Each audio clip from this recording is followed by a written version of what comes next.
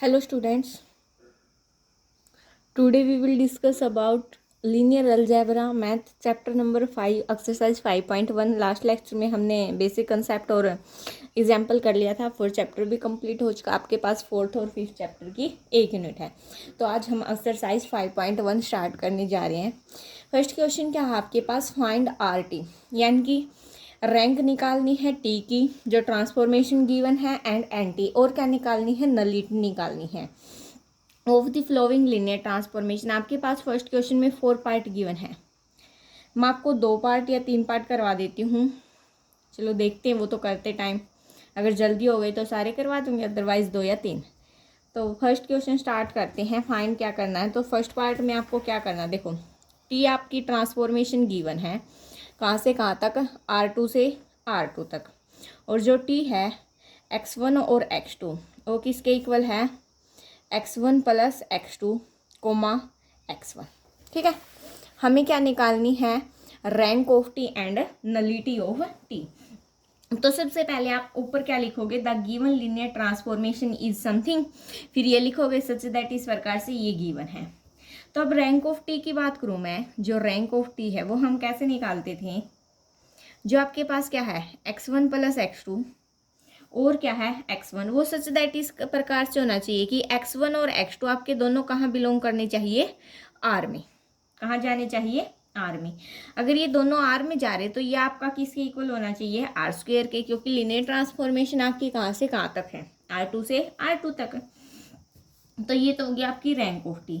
अगर मैं नलिटी की बात करूं तो नलिटी की डेफिनेशन क्या थी हमारे पास, मैं लिखती हूँ by definition.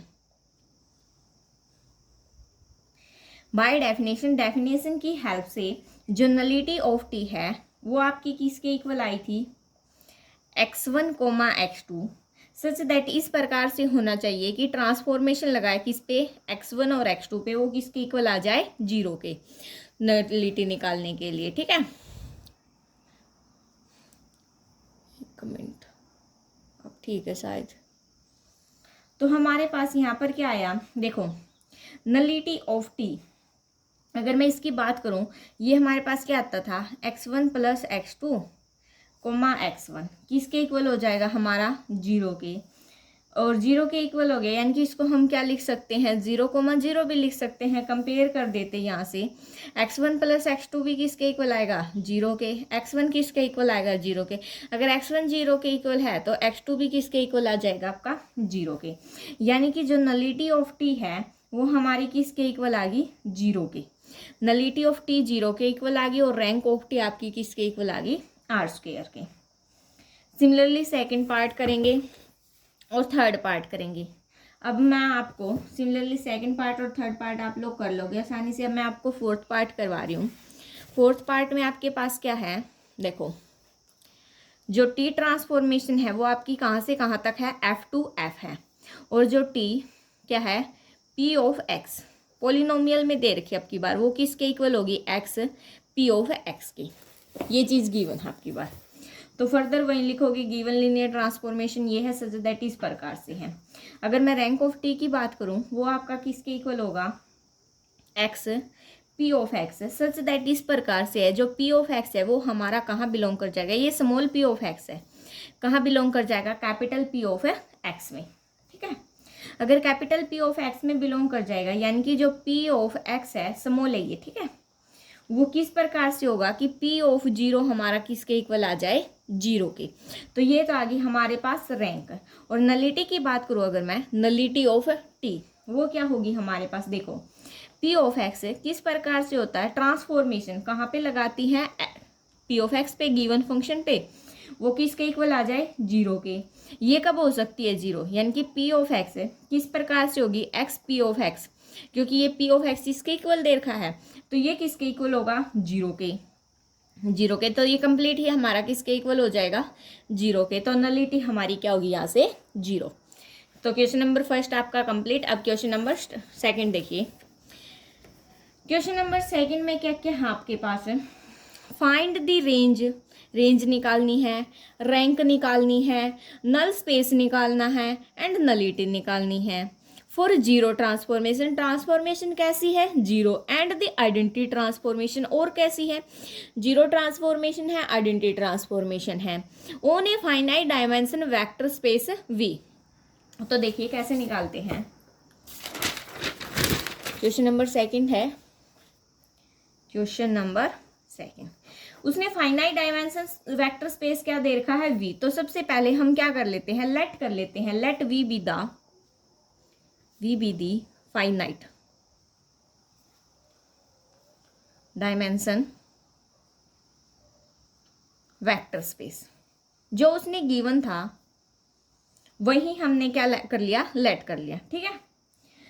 And T be the zero transformation, और क्या लेट कर लेते हैं, टी बी द, क्योंकि वो भी उसने गिवन है, एक बार जीरो गिवन है और एक बार identity, T B the zero transformation, ठीक है, हो गया यहाँ तक।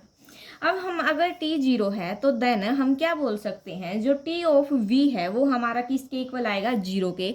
फॉर ऑल वी कहाँ बिलोंग करेगा, हमारा कैपिटल ऑफ वी में, क्योंकि उसने पहले ही बोल रखा है ट्रांसफॉर्मेशन कैसी है, हमारी जीरो है।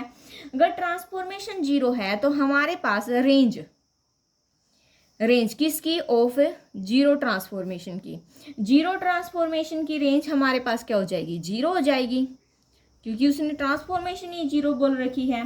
और अगर मैं नल स्पेस की बात करूं, नल स्पेस जो कि खाली होता है हमारे पास ऑफ जीरो ट्रांसफॉर्मेशन, वो हमारा किसके इक्वल हो जाएगा, वी के, क्योंकि वी हमारा क्या, फाइनाइट डायमेंशन वेक्टर स्पेस। तो यहां से हमारे पास ये निकल गया, रेंज निकल गई, नल स्पेस निकल गया। अगर मैं रैंक की बात करूं, रैंक ऑफ जीरो ट्रांसफॉर्मेशन, वो हमारी फर्दर क्या होगी, जीरो होगी। जीरो कैसे होगी, क्योंकि डायमेंशन हमारी क्या होगी, जीरो, क्योंकि उसमें नंबर ऑफ एलिमेंट्स तो गिवन नहीं, जीरो ट्रांसफॉर्मेशन तो जीरो एलिमेंट है। अगर मैं नलिटी की बात करूं, नलिटी क्या होती है हमारे पास, डायमेंशन ऑफ वी, तो नलिटी हमारे पास क्या हो जाएगी, डायमेंशन ऑफ वी, ठीक है। ये तो कब किया हमने, जीरो ट्रांसफॉर्मेशन से। अगर सेम अगर अब आइडेंटिटी ट्रांसफॉर्मेशन हो, क्या हो, आइडेंटिटी ट्रांसफॉर्मेशन, आइडेंटिटी ट्रांसफॉर्मेशन में आपकी रेंज क्या हो जाएगी, वी, नल स्पेस आपका क्या हो जाएगा, जीरो, एंड नल स्पेस आपका क्या हो जाएगा, जीरो, रैंक आपकी क्या हो जाएगी, dimension of V, and nullity आपकी क्या हो जाएगी, जीरो। क्यों होगी जीरो, क्योंकि जब हम आइडेंटिटी यानी कि क्या लेंगे, let I be the identity transformation, let कर लेंगे हम, ट्रांसफॉर्मेशन है, तो हमारे पास क्या होगा, आइडेंटिटी ऑफ एक्स, वो हमारे पास किसके इक्वल हो जाएगा, एक्स के। फॉर ऑल एक्स कहाँ बिलोंग कर रहा है, वी में। यहाँ पर तो क्या लिया था हमने, जीरो लिया था, जो कि कहाँ बिलोंग कर रहा है, जीरो में। अब यहाँ पर चेंज हो गया, तो देखो रेंज तो हमारी क्या हो जाएगी, रेंज हो जाएगी हमारी वी। उसके बाद नल स्पेस की बात करूँ मैं, नल स्पेस हमारा क्या हो जाएगा, जीरो, ब्रैकेट में बंद कर देते हैं। रैंक की बात करूं, रैंक क्या हो जाएगा हमारा, dimension of V, and nullity बाकी है, नलिटी फर्दर हमारी क्या हो जाएगी, जीरो, ठीक है। तो ये था हमारे पास क्वेश्चन नंबर सेकंड। अब क्वेश्चन नंबर थर्ड देखिए,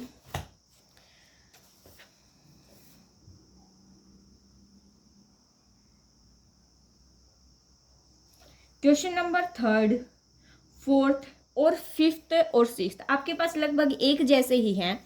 क्वेश्चन नंबर थर्ड आप लोग खुद ट्राई कर लेना, मैं आपको फोर्थ फिफ्थ देखते हैं। चलो फोर्थ देखिए पहले, find a linear transformation T, linear transformation T R3 to R4 whose null spaces generated by, ये है हमें क्या निकालनी है, लीनियर ट्रांसफॉर्मेशन निकालनी है, जो किससे जनरेट हो रहा है, इस नल स्पेस से जनरेट हो रहा है, ठीक है। और ट्रांसफॉर्मेशन कहाँ से कहाँ तक है, R3 से R4 तक है। तो देखिए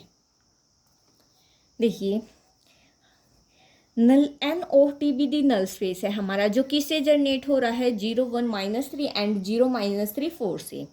also these vectors are not scalar multiple of each other, क्योंकि स्केलर मल्टीपल तो है नहीं, कॉमन तो कुछ निकल नहीं रहा है, तो स्केलर मल्टीपल नहीं है। तो अगर स्केलर मल्टीपल नहीं है तो वेक्टर हमारे पास कैसा होगा, लीनियरली इंडिपेंडेंट होगा। अब हमने इसमें एक्सटेंड कर दिया, एक और ले लिया, जब एक्सटेंड कर लिया तो यहाँ से हम क्या दिखा देंगे, जो एस है हमारा वो भी कैसा होगा, लीनियरली इंडिपेंडेंट होगा। लीनियरली इंडिपेंडेंट तो है ही, क्यों है, क्योंकि यहाँ पर भी कोई स्केलर मल्टीपल मतलब एक दूसरे के साथ कॉम्बिनेशन में तो नहीं है। अगर इंडिपेंडेंट सेट है तो ये हमारे पास क्या फॉर्म करेगा, बेसिस फॉर्म करेगा किसकी, R3 की, क्योंकि कितने आगे, 3 आगे, तो R3 की फॉर्म में क्या करेगा, बेसिस फॉर्म करेगा। नाउ अब हम क्या करते हैं, टी ऑफ 0 1 और -3 लिया, वो हमारा किसके इक्वल होगा, 0 0 0 0, क्योंकि जो ट्रांसफॉर्मेशन गिवन थी R3 से R4 तक थी, तो मैंने 4 एलिमेंट इसलिए।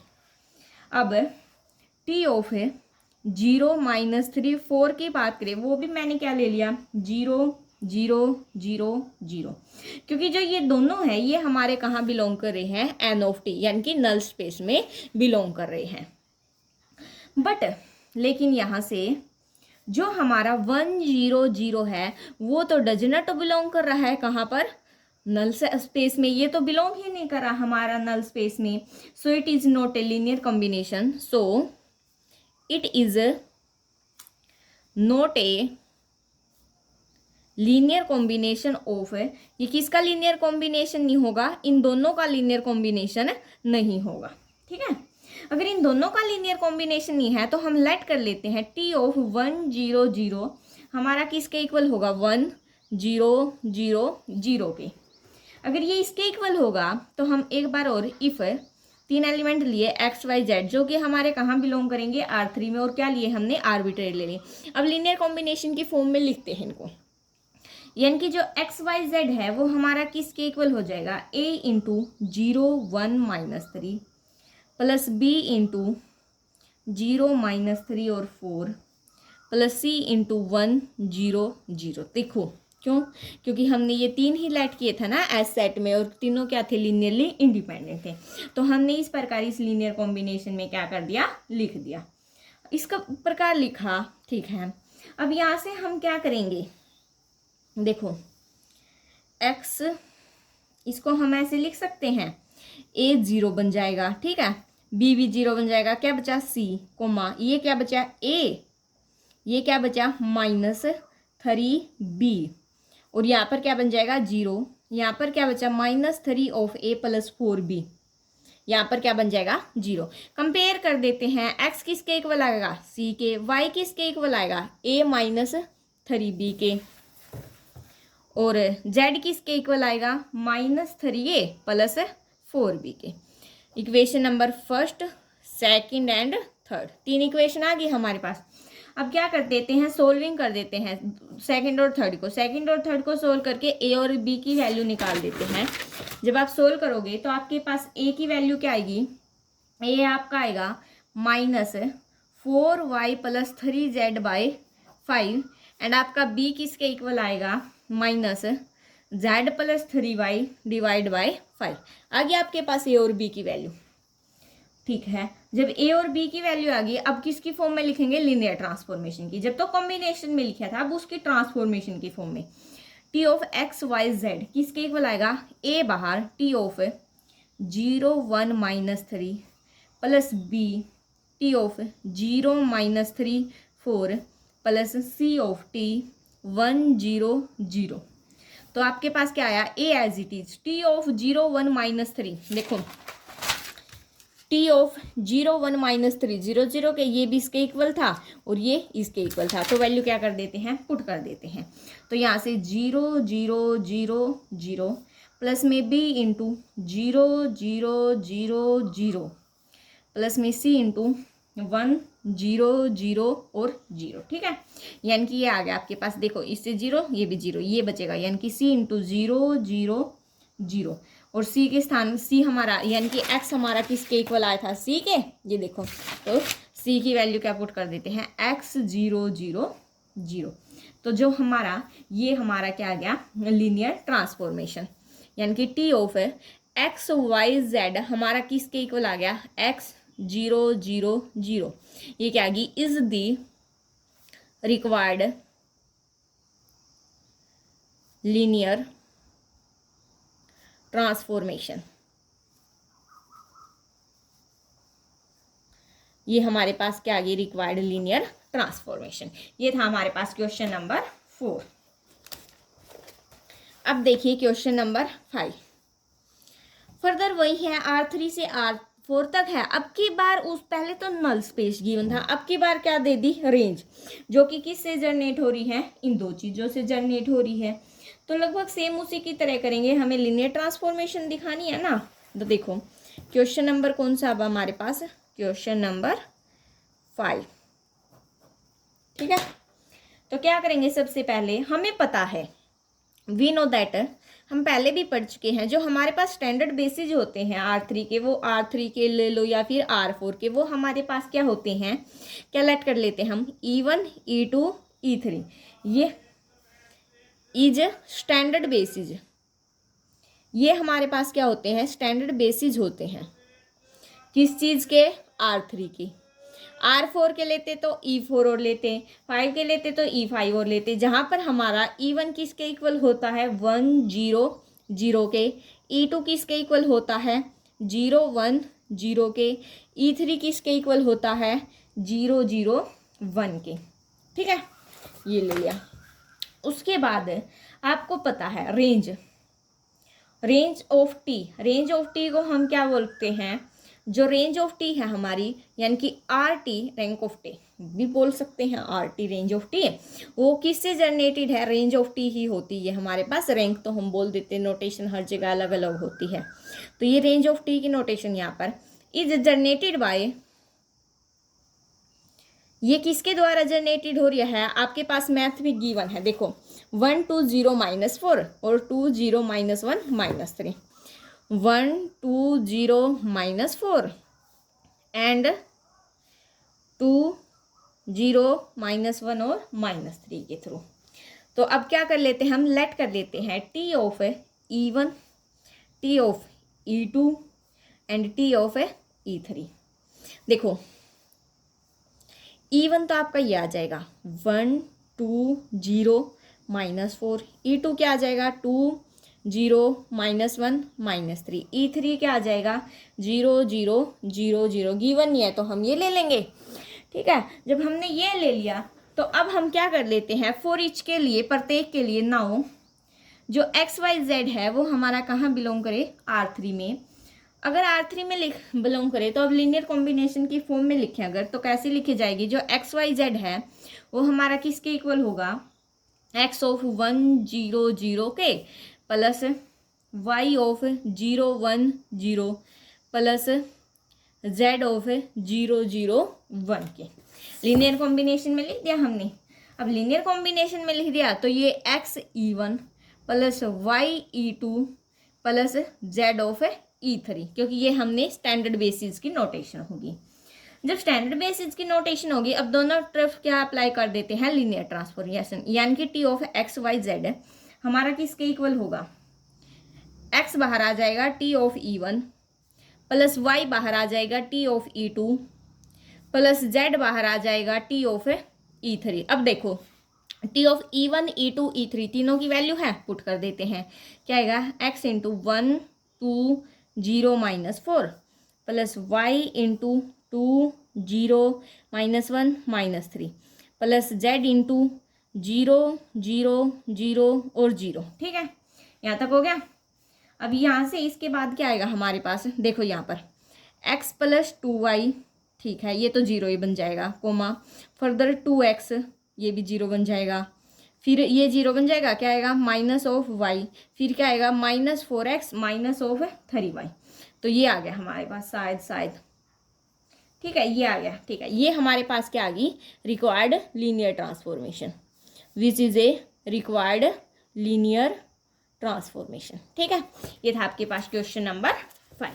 अब देखो question number 6, R3 to R3 whose range is generated by, इस चीज से same as it is question है आपका, बिल्कुल सेम क्वेश्चन नंबर 5 की तरह है। तो ये आप लोग खुद ट्राई करना है। सो आज के लिए इतना ही, आपकी एक्सरसाइज कंप्लीट हो चुकी है। Thanks for watching, please like share and subscribe.